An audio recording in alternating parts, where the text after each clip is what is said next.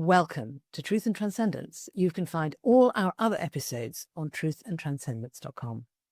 Today, I'm delighted to welcome special guest, Sean Blackwell. Sean is a certified holotropic breathwork facilitator and the author of Bipolar Awakenings, which you can see on the shelf behind me if you're watching this, The Quest to Heal Bipolar Disorder. Since 2007, his mission has been to introduce people to the spiritual dimension and healing potential of what most people think of as a permanent mental illness. Now, as anyone who is a regular on the show, listening to the show, will know, I'm absolutely a fan of that sort of exploration because I very much believe in the self-healing capability of humans and the importance of not writing ourselves off when we're having an anomalous experience or an anomalous set of behaviors. So I've actually read Sean's book all the way through. It's an extraordinary read. Please don't try and do it in one sitting. And it's a very, very exciting book. So you can find Sean at bipolarawakenings.com. So Sean, thank you so much for coming on the show.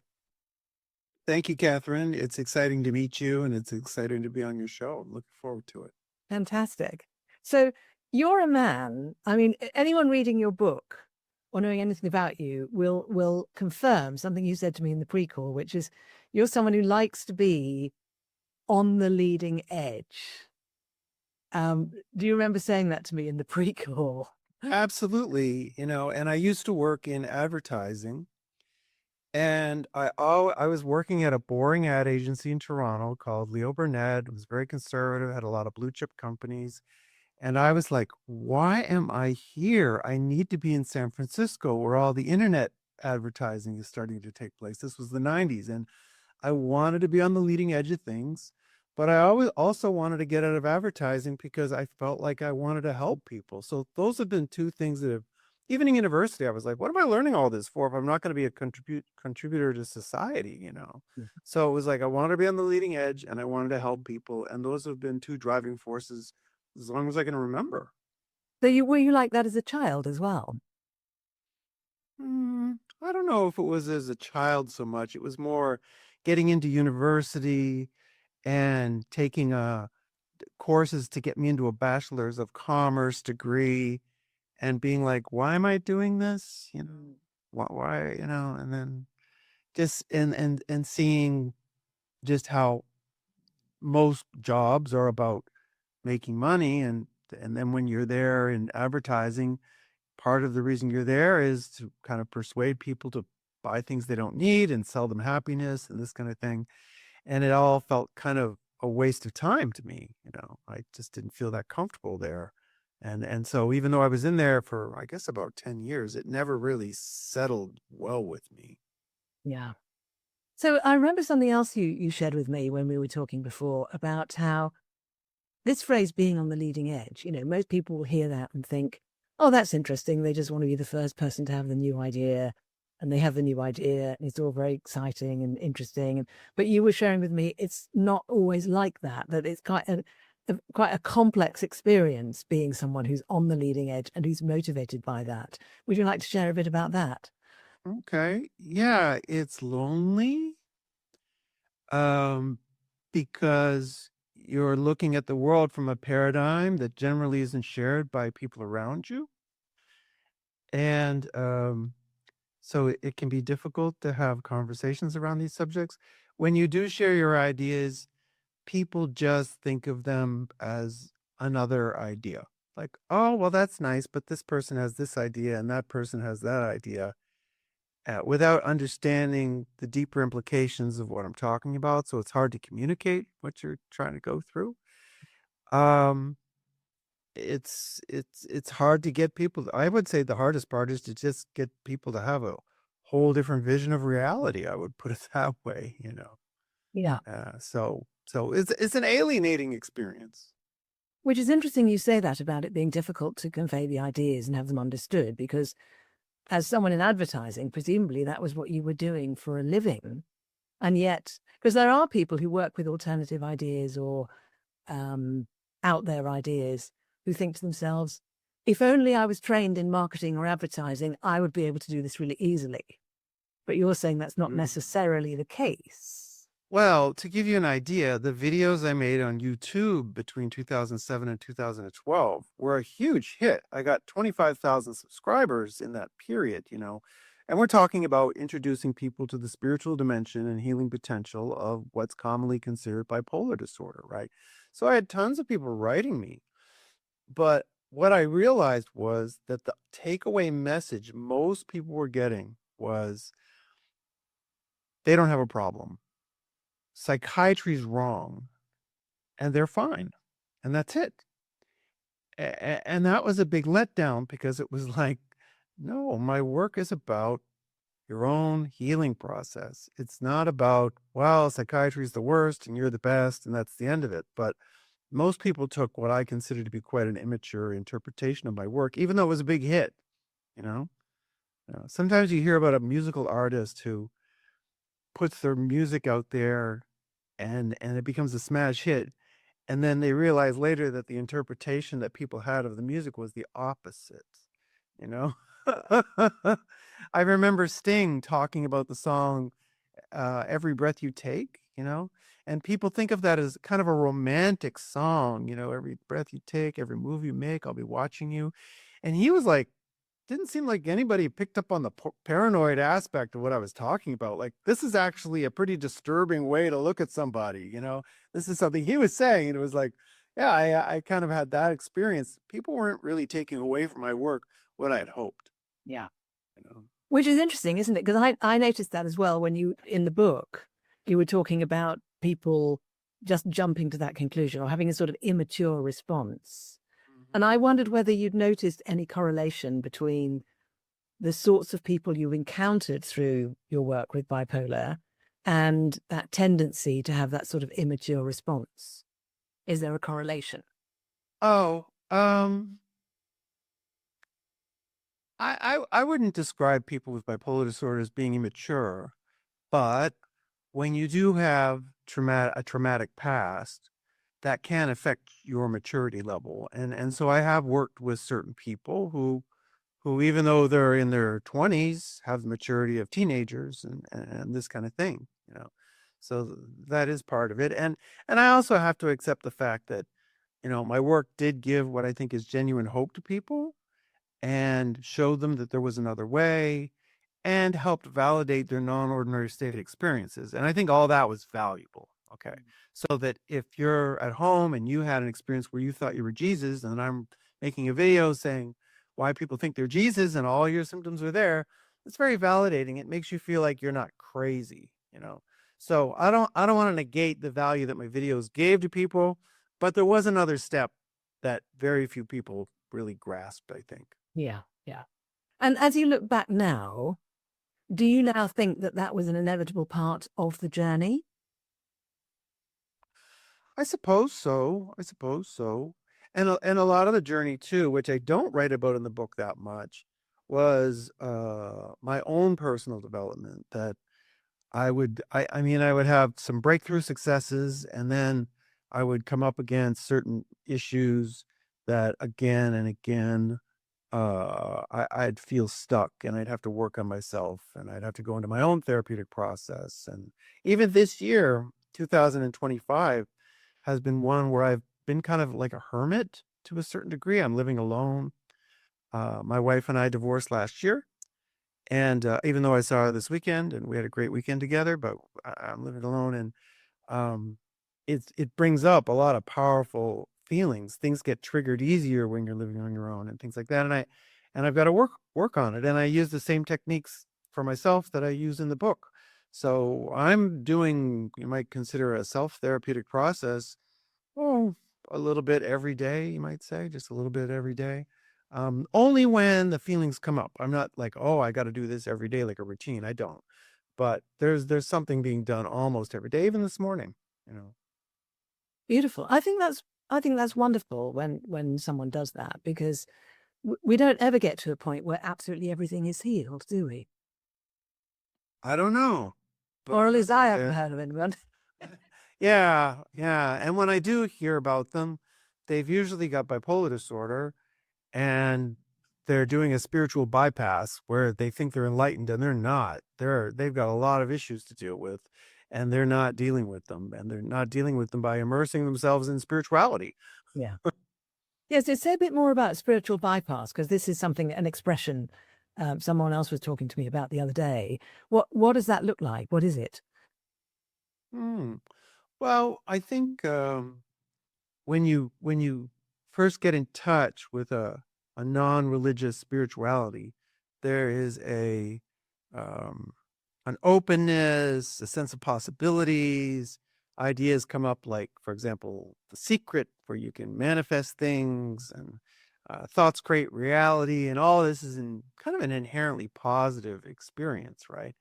But then as you go, and it can also be part of it can also develop sort of an ego side where, well, I'm the special one, I'm part of the chosen few, oh, I saw a video on YouTube, I'm the chosen one, or I'm one of the chosen ones, and while they're not, my family's not, my husband's not, they're just so in the dirt, they're just these cretinous people who just don't understand anything, but and me and my friends, we've really got this thing together, and we've figured this whole thing out. Um, but um, and thankfully it's coming up a lot these days. And again on YouTube there's this shadow work that will come eventually, where it's like, yeah, you're Jesus, but you're also kind of the devil too, in one way or the other. You're a demon, you've got dark energies, and you got to own that. You got to own that side of you that's quite disturbed, maybe quite embarrassing, and recognize that, well, that's part of the whole thing too, and so I think I do a lot of shadow work, and it's humbling, and it shows parts of me that are ugly, but it keeps me out of that thing where, well, we're just going to skip this part and go peace, love, and harmony, like a hippie thing, and blame everybody else for all the problems, that's where the projection of the shadow comes in, right? Start blaming everybody else for all the problems in the world, or all due to you people, and we're going to protest you, and we're going to stop you, because we're the good ones and we're the spiritual ones. So yeah, we got to get over that. Yeah, totally. I mean, as you're talking, I can remember multiple times in my own life when I've been that person that you were describing, that thinks that me and my friends have got it all sorted out, Yeah. and that everyone else hasn't. And then you realize that's not necessarily the case. Oh, good, I've realized that now. And then, oh, now I've really found it. And then, Yeah. later, Yeah. that I was an idiot. Oh, look, I found it now. Yeah. So Yeah. it's I think you should be able to look back every 5 years and realize what an idiot you were 5 years ago, because that shows you're growing, it shows you're growing. that's fantastic. I need a T-shirt on that. It's great Yeah. to look back and realize what an idiot you were 5 years ago. Yeah. Yeah. Beautiful. I love it. So you clearly have a lot of wisdom about a lot of this information and which I'm not surprised to see it, You're because the first one to tell me. well, I don't believe that. No, you are. Everybody else thinks I'm crazy. It's different. um, in the book, one of the things I was really, really impressed by was the way that you had your own bipolar episode, Mhm. and you responded to that by deciding to attempt to heal yourself and to dive deeply into understanding what it was about. Now, I think that's very impressive, because I haven't had a bipolar episode, but as I understand it, it can be a very unsettling experience. And the way you're then treated when you're hospitalized and medicated and everything, as you say in the book, can be a trauma in and of itself. So I could imagine something coming out of that feeling really on the back foot, really weak. But Yeah, it could be a traumatizing experience. yeah, But but just to clarify, go on, sorry. yeah, just to clarify for people though, that um and maybe I give a little bit of the story, was that I was at a self-help seminar, and we had a meditation on our fears. And in that meditation, I saw a depth gauge from a scuba diving accident I had had a couple of months earlier, where I had lost my weight belt 30 meters under the sea. And I was wondering if I was actually going to die before I hit the surface.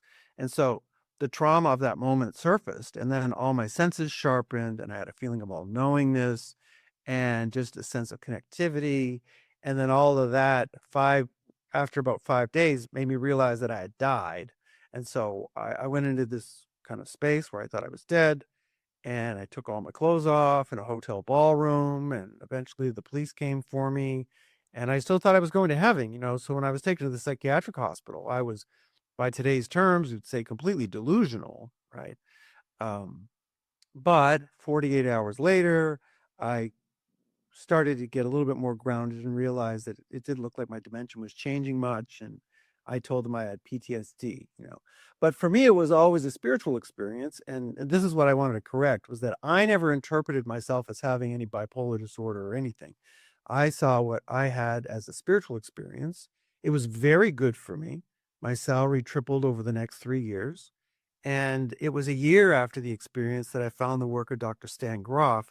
And he had this term spiritual emergency, where you can have something that looks like acute psychosis, but can actually be beneficial. And so from there, I had framed my experience as, well, this is what I had. I had a spiritual emergency. I didn't have a mental illness per se, and then that changed my life all around. And I met my wife, who's Brazilian, and we moved to Brazil, and I became an English teacher. I got out of advertising. And so that crisis really catapulted me into a different reality. Great. Okay, so you were not traumatized by what happened after you'd taken all your clothes off and the police had come. You actually had an amazing experience. Well, there might have been a little trauma there, but the bigger part was very beneficial. It's a Great. very Well, beneficial I, thing I, for me. I celebrate that, because I think Yeah. there must be people as well who have equivalent awakening experiences and are really traumatized by it. In fact, in the book, you mention a number of people who were having to deal with the trauma of the response by others to their awakening. Sure, we deal with it in a very poor way. It's getting a little bit better, but on the whole, it's a poor way. And the big key to this whole thing, and back then, I thought there's this huge difference between mental illness and spiritual emergency, like what I had and what regular people had. But it was 10 years later that some my wife's nieces had some experiences that were being labeled bipolar. And then I got into what's the difference between what happened to them and what happened to me. And I can get into the story, but a key part of the whole thing is, are you able to see that you're going through an interior process, or you're just projecting the whole thing into delusions? And I was able to see that I was going through something inner. And if you can recognize that inner process, then those transmuted and you can heal and it becomes breakthrough. If you can't, or you're not transmuting those energies, it becomes projected and it becomes breakdown, and you're looking at delusions all around you. And that's really the only key. And Groff knew that. He knew that the key was the ability to be introspective with your experience, but he also knew that those people who could be introspective with their experience, as opposed to projecting it, or internalize their experience, he knew that those people also had more positive spiritual experiences in non-ordinary states. That if you're having more disturbing, fear-oriented, perhaps even demonic kind of encounters, that because it's so disturbing, we're more likely to project those energies. We don't integrate them, and then we get into trouble. So a big part of my book is about helping people understand where the potential is for people to internalize what they're going through, or externalize what they're going through. Because if they're a high probability for externalization, then meds are probably a better route. But if there's a high probability for internalization, then taking a more therapeutic approach could be most helpful, even though meds can be part of that. That's another thing I really enjoyed in the book, where you found these various different approaches or angles on these sorts of situation, and you described coming to a point of saying they all had their place. And it wasn't trying to say, okay, breath work is it and everything else is bad. No. And I thought that was brilliant. Would you like to say a little bit about that? Yeah. Well, I think in that whole process with my wife's nieces, we were supporting them, and they were the younger one was diagnosed bipolar, and we went to work with her. And then, even though she was recovering quite well with us, she was medicated, and they were going to keep her on meds for a long time. And with a little bit of research, I could see that. But then I got into some deeper research and found other psychiatrists who had seen all of acute psychosis as an intended reorganization of the psyche. You know, a guy named Lauren Mosher, and he had a clinic, Soteria House. Now, at Soteria, they were supporting people in first break acute psychosis, medication free, you know. And the only thing they needed was people who were empathetic, who had the patience and empathy to support the person as they went through it. And they had 85% success rates. That's what the results were. And so, hearing that, I was prepared to go back to the family and say, let's see if we can support Anna, the younger niece, through an experience, and maybe that can help her heal. And as I was getting ready to do that, her older sister came back from Europe, Eliana, and she went into an episode. So two sisters going into her first acute psychosis 4 months apart. She came to us first, and through empathy, we were supporting her for the next 5 days, didn't tell her parents that we had her. And then we returned her to the family in a better condition. She had another episode. And then in the third episode, we worked with the family and got her right through so she could return to university medication free, finished with honors, and went on to have a number of very productive years, you know. And so that was what really got me into this work. Okay, was that whole thing. Now, could you remind me of your question? Because I know that was the background of the question, but then I forget the exact question you had. Yeah, there was the thing. I mean, that's why the book is thick. It has to be. Yeah. Because there's so much to it. The various different approaches to dealing with someone who's Right. had these episodes, and you were saying that each of those approaches has its place, and you explore Sure. all of them in quite some depth, I think. Yeah. And so thank you for reminding me, because so for those first 6 years, like between 2007 and 2012, I still had a bit of an anti-psychiatry bias. A lot of the peer support work I was reading was anti-psychiatry, and they talked a lot about the Soteria method of being with people as opposed to doing something to them. And I thought that maybe their meds were getting in the way. But we worked with people voluntarily, and we found it to be just too chaotic because the families were kind of against us and this kind of thing. We being my wife and I, Leisha. And then, but eventually I came to realize that, you know, people do need to be grounded. They do need to be able to function in the society we have. And so psychiatry can help people do that, just like they've been doing. It just doesn't need to be a way of life. So psychiatry is a part of it because it helps people function. The psychology, especially transpersonal psychology of Stan Grof, that your audience might be familiar with, but also going right back into Freud. Those theoretical concepts are very important. The lineage of Freud, Jung, Grof, that's how I see it. Very important. The peer support movement, where they see people in a non-hierarchical way, where we want to bond with people as equals, not in a I'm the therapist or PhD and you're the low patient kind of mentality. No, it's got to be more of a non-hierarchical space. That's peer support. And then the genuine healing comes on the spiritual dimension, which is pretty damn close to a kind of a new age shamanism. But even that gets misinterpreted because we have a complete we don't really understand tribal shamanism today.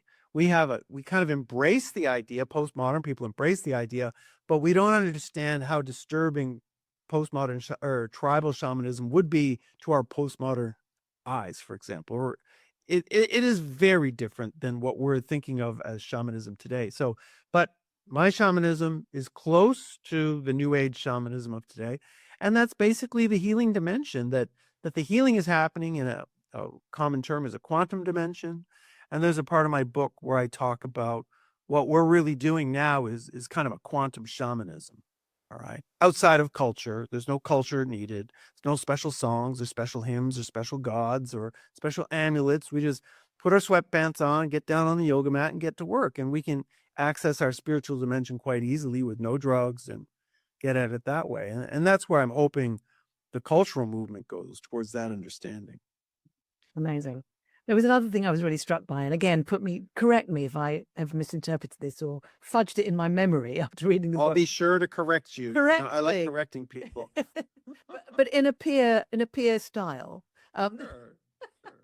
You were talking about the holotropic breathwork, people saying, you can do this with people, but don't do this with people who are diagnosed bipolar or something more severe than that, because you're going to trigger an episode and that could be dangerous. And Right. did I remember that accurately?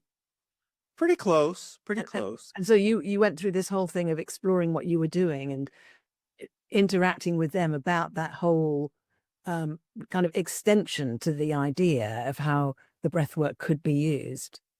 Exactly. And so no correction required. You. But does your audience know about holotropic breathwork as opposed to other breathwork modalities, or some will and some won't. some will? Some people think they know what it is, but they don't. Yeah, in my experience has been most people think if they've heard of it, they think they know what it is, and they don't. And so my work's hard to explain to people. It really is, because holotropic breathwork is a technique that was developed by Stan Grof when he was prohibited from doing LSD therapy in the 70s anymore. He was the last doctor legally permitted to use psychedelic therapy in the United States in the 1970s. Once that was taken away, he had noticed that in the clinics, he would see people start to accelerate their breath and seem to be better afterwards. And so he thought about, obviously, the influence of the pranayamas in India and that kind of thing. And he thought, well, maybe there's something there to the breath. And he started to have this technique called holotropic breathwork. But here's the main thing. Holotropic breathwork is not a breathing technique. All that is it's an aggressive breathing style, but it requires a certain environment. It requires a safe setting with a trained facilitator, a powerful music set that starts out very aggressive and then becomes more emotional. It's usually done in a group setting, and at the point right now, it's recommended to do for a 3-hour set. Okay, and everybody has a sitter with them who kind of is their emotional support along the way. So there was a lot of parallels with what I was doing too, because these supporters are people who are bringing presence to your experience, for example, which is what you needed when you were working people through with psychosis and that kind of thing. And so what would happen is during the breath work, the music gets played, you start to breathe aggressively but comfortably. And the breathing is a little bit like when a surfer needs to swim to go out to meet the waves. The breathing is like the swimming.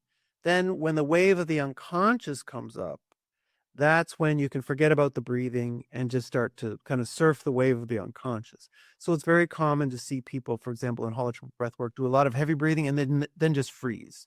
And they go into a state of ecstasy or something, and they don't breathe at all. It's totally normal. So it's not a breathing technique per se, okay? But there was a feeling that in a group setting, and with a limited time frame, that it wasn't safe enough with someone with a quote unquote deeper disorder. And so, I started to explore that, and I was doing the Grof training. And then I eventually realized, I was like, well, what if we put people on a private retreat where I could give them unlimited 24-hour care, and we make it 10 days and see what happens. And in addition to that, we could, instead of doing, for example, in a Grof training module, you as yourself would do breath work twice for 3 hours in a 1-week period. I thought, well, we can just let people breathe however long they want it, and see what happens. We can have them stop when they want it because they're getting in touch with sensitive material. So they can be the judge on whether it's time to stop or even start again. And what I found was that in a 10-day retreat, my clients would do breath work 10 times in a 10-day retreat, but usually shorter periods, something between 30 minutes and 90 minutes instead of 3 hours. But when I went to my first transpersonal psychology clinic, I told certified holotropic breathwork facilitators that I was taking people who were contraindicated for doing breath work and breathing them 10 times in 10 days. Their jaws dropped. They could not believe what I was saying, because there was the feeling, and even I had it, that if you're taking someone with a history of going into non-ordinary states and then getting hospitalized, then breathing them into non-ordinary states was a risk, you see. And so to be doing this 10 days in a row just sounded like insanity. But it was okay. And what was happening was the breath work was actually a grounding factor. People weren't getting crazier, they were getting sleepier. And by the end of the 10 days, they were just exhausted. And that's why I limited it to 10 days. My first retreat was actually a 3-week process with a woman from Romania. And the last week was there just in case she went into psychosis. I would have a week to see if I could get her back. But she never did. And I'm happy to report that after doing 50 or more than 50 private retreats now, probably 70 at this point, that I've never had to hospitalize a single person. And for me, that's a huge accomplishment to be able to do that. Absolutely. I mean, I love the thing you said about the peer support approach of being with somebody without putting them into a hierarchy of being lower. That experience of being accepted, just accepted as you are, is so healing, just on its own. But and I see it. Oh, go ahead. I was going to say, but it takes a lot to do it. This was another thing I got in the book. I felt like what you put yourself through, the experiences you've been willing to have over these years, working with these people, doing the surrogate work, having to do your own breathwork sessions to clear the residue, all that work that you've done. I'm like, this guy's a bloody hero. I mean, honestly, because it's extraordinary that you've been willing and able to do that. Would you like to say something about that? Well, thank you. I didn't really have anything else to do, so that was it. It was either teach English or go do that. So, but the surrogate work was, well, one thing about the non-hierarchical thing too is particularly in professional sports and especially the National Basketball Association, you'll hear players always respected a coach who's been in the game before. They're a player. They know what it's like to be out there. So they're more likely to respect the coach who's played the game professionally. If it's a coach and they kind of look at coaches who haven't played the game professionally, kind of on a lower level, like, oh, they don't really understand. And so that's kind of where I come from. It's like I'm a coach to these people because I've been in the hospital too. So I always remember that, and I think that they respect that. And then the second part, remind me again. I lose track. Second part was about the extraordinarily intense range of experiences that you've gone through over these years, working with people, and then discovering the surrogate work, then discovering the way you need to do the clearing for yourself, and all of that. I mean, that's it. Well, I think incredibly brave, but also incredibly generous spirited to do. I mean, I could see as well in the book that it was necessary. It was what emerged, and so that's what you were running with. But I also have great respect for you being willing to do that. Yeah, it doesn't bother me. And I think it doesn't bother me because I was in the psychiatric hospital, So I'm not afraid of losing my mind because I've already lost my mind and it wasn't that bad. That's kind of the way I look at it. But to tell people about the surrogate work, what happened was I'm doing this holotropic breathwork where all my training is about that you need to follow your own intuition when you're on the mat. You're the one who's doing the breathing. You're the one who's expressing yourself. Everything you're doing is on the mat. So the therapist, like for example, me, I'm just supposed to be there as a facilitator to help protect you as you go through your own experience. It's very non-manipulative, But then as the days were going on in these retreats, I realized that I was spontaneously absorbing a lot of energy from the clients. So that, for example, if they were going through a lot of fear, I would have nightmares full of fear. And some of these clients were leaving me completely exhausted after about 5 days. And I didn't even know what to do with it. And eventually I told my wife, I said, I think I need to do the breath work too. I need to breathe with the clients. And she just fell on the floor because from the Groff perspective, that was like you being the guru, you're doing all the work. And I'm like, no, this isn't it. It's just like the inner healer is actually a healing field. It's sending me material that it wants me to work on. So it's actually a position of humility because I don't have any control over the situation. And it was with a second client, actually, who became a supporter, Monica Kettler. And we were on a retreat for another client, Tim Knote. And after 4 days, we were both just exhausted. We went to a water park together just to decide how we're going to continue. And then I said, you know what, Moni, you breathe with Tim, and then I'll supervise you both. And that worked. All of a sudden, she was going through very powerful material. Tim couldn't handle too much. He was sort of quiet. And my head, which had felt like a watermelon for 3 days, all of a sudden was clear. And so I was like, okay, this is what the healing field wants. It wants Moni to be the facilitator or the breather, surrogate breather. I'll be the facilitator. And then as the years went on, I was in a position where I could explore my own surrogate capacities myself. I had one retreat where another a Groff trained facilitator with 15 years experience came to one of my retreats, and then I could be the surrogate for the first 5 days of the retreat. And that really helped, and saw just how powerful the work could be, you know. And so that was a huge step to realize we're talking about a healing field, and that it could actually even be done at a distance as well, you know. Yes, I was very struck by that. I thought that was amazing. And again, a natural progression in a way, wasn't it? Right. And I've got a video in my training sessions there where I just show this evolution from holotropic breathwork to bipolar breathwork. That's what I call my technique for people. Then surrogate breathwork, then distant surrogate breathwork, and then something I call conscious emotional clearing, which is like a practice you can do every day, that I do every day. Yeah, I loved that. I thought that was great.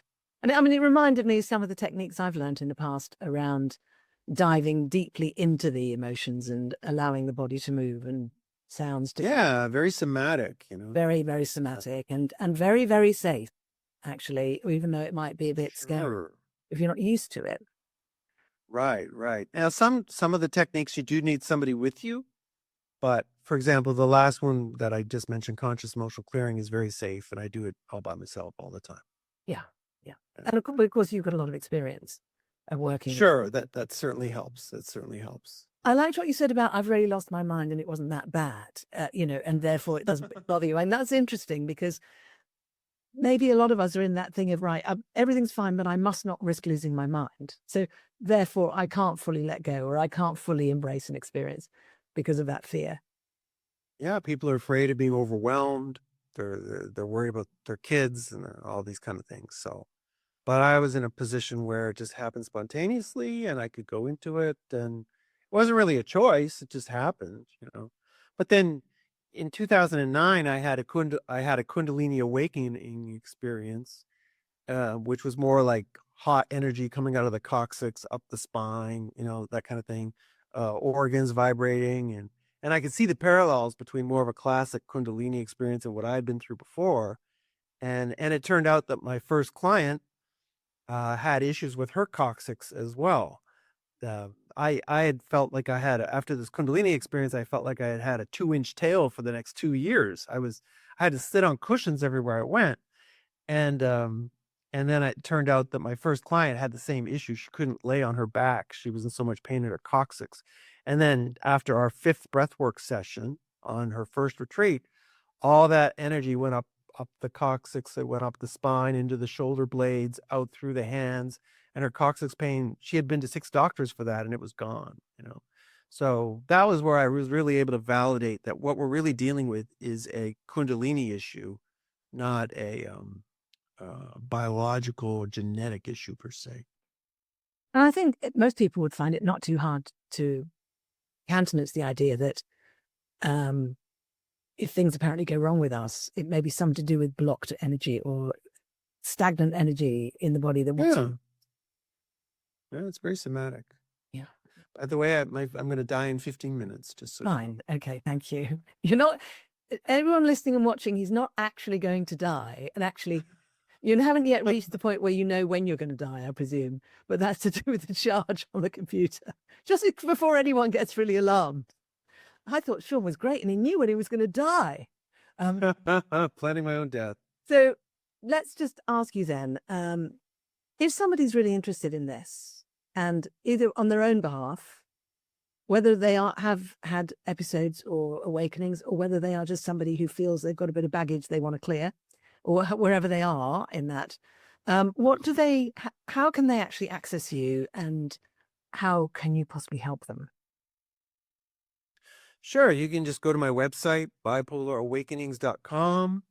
At the moment, I'm giving free consultations. Don't know how long that's going to last, but I'm doing free 30-minute consultations for people. And we could talk about options. And part of those options could be me doing distance work, mostly on your behalf, the client's behalf, or training them in conscious emotional clearing. But I've also created a training program where it's there for people who, if they've got a supporter, I can kind of teach you how to set up your own retreat for helping yourself. But it's been up for 3 months and I haven't had any takers, so I'm not really sure what to make of that, to be quite honest. Am I just waiting for the right crowd? Is it an astrological thing, or is this just a bad idea? I don't know. But hopefully I sort it out next year. Well, I do think that what you're doing, Sean, is very much outside what most people think is true. Sure. And it is challenging from that perspective. And, the work I do is a bit different as well. And it always takes longer than I think it should before people start to bite. And I think sometimes people have to see something multiple times before they even register that it's there. So Good point. Good point. People listening and watching, do go and check out the website. And if you're feeling drawn, then do get in contact with Sean, because I think this work's incredible and absolutely vital for our society at the moment. I don't know if this is true, but I get the sense that there's more people suffering from mental and emotional breakdowns and problems than there used to be. That's the sense I have. And for sure. There are people who need help. So it may be you, or it may be someone you know, or maybe you just want to know about this to help you expand your awareness of that possibility. And from my point of view, the fact you're out there, and others as well, doing what you're doing and building something that is actually based on principles that are, to me, very uplifting and exciting, is very inspiring. It helps me feel more confident about getting on with what I'm doing, even though what I'm doing is same as what you're doing. You get what I mean? Sure, of course. Thank you. I think it's important. So you used a good word there, principles. I think that too often today people are very, very interested in exploring different ways of doing things. And one week it's ayahuasca, and then the next week it's Sufi dancing, but they're missing the underlying principles to the whole thing. What are you actually trying to achieve, and why?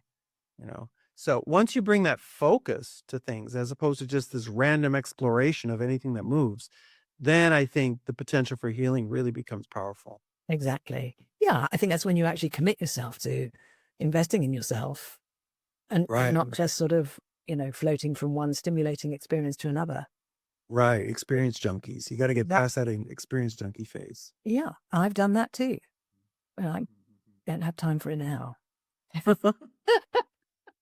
Fantastic, Sean. So we've talked about quite a lot today, and I feel we could keep talking for hours. Battery charge allowing.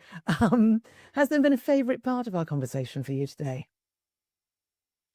Oh, I think I just love the way you just come at things. It's completely fresh and spontaneous, and I don't think you read a single suggested question. On Podmatch where we met, there's like, do you have any suggested? And some interviews just go through the list of questions that I've suggested, and so you came from a completely different perspective, and it brings a whole fresh energy, and it's a lot more fun. Beautiful. Yeah, I don't even look at those questions. I think if I can't think of a question in the moment, I shouldn't be doing this. Oh, okay. Great. Thank you for that. Now, is there something you'd like to give the listeners and the watchers to take away in terms of a question that they can reflect on and contemplate that might help them engage more with some of what we've been talking about? A question for them to contemplate. I'm just not that deep. I just don't think I've got it in me. Fair enough. I don't know. I don't know. Sometimes I'm as lost as anybody else, honest to God. Brilliant. I love that response. Thank you so much. Yeah. So, Sean, I'm going to wind up in a moment. Is there anything else you'd like to say finally before we wind up? Both my books are available as free PDFs on my website. So if you don't feel like buying a paperback, the ebook is available on Kindle, but I also have free PDFs for people because I want people to get the word out. I want them to read about this stuff and open their minds. Just if you think you've tried everything, maybe that's the message for people. If you think you've tried everything, you haven't. You haven't come close. Sorry, you haven't come close. Excellent. Thank you so much, Sean. It's been such a joy. And again, thank you very much for all the work you're doing. Thank you, Catherine. It's been a pleasure. And thank you to all our listeners and viewers. Please go and check out our other episodes on truthandtranscendence.com. Go and check out Sean's website, bipolarawakenings.com. And if you want to know about my other work, go to beingspace.world. Have a fantastic week.